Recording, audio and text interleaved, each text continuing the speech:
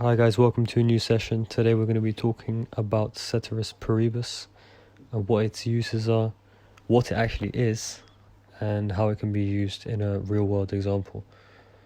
So Ceteris Paribus, the simple definition of it is that it means where all other factors are being held constant.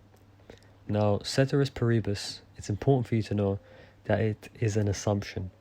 And economists come up with theories and models, but the issue is that when they try and assess the factors, or maybe try and see what the effect of one factor, they can't really see the results, but simply because there are so many factors in the real world.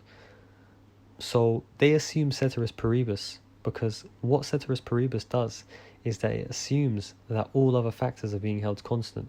So simply, you can see the effect of one factor, what that one factor has on the change that has occurred. So let's take an example. So let's say that Tesco's has reduced their price, and their customers are people like Bob, Julie and Susie.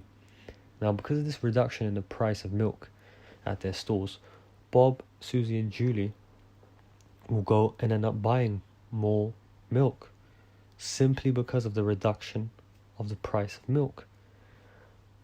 And because economists assume Ceteris Paribus, it allows us to make this assumption. However, in the real world, we know that it's not only because of the reduction in the price of milk that these customers end up coming and buying the milk.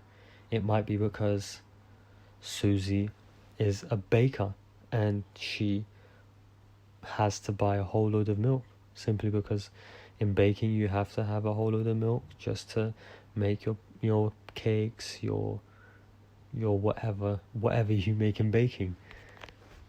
However, in the real world, like we just spoke about it, Julie might actually not buy the milk because of the reduction of milk prices. She might just buy it simply because of the whole lockdown. She's scared of the stores not being open again. Therefore, she's decided to go and buy a whole load of milk. So that's also another case. However, when we assume Ceteris Paribus, we're assuming that the influx in the buying of the milk is due to the fact that the price of milk has been reduced. We only account for one factor. We don't think about any other factors. That's the most important thing with Ceteris Paribus.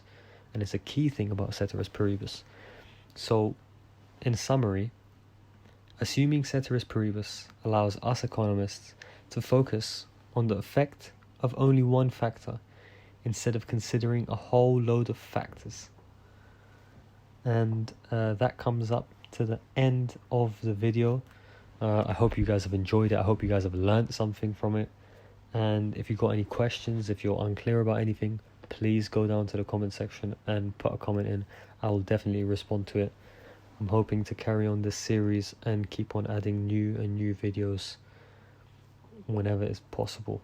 Thank you so much for your time. Take care. Have a lovely day.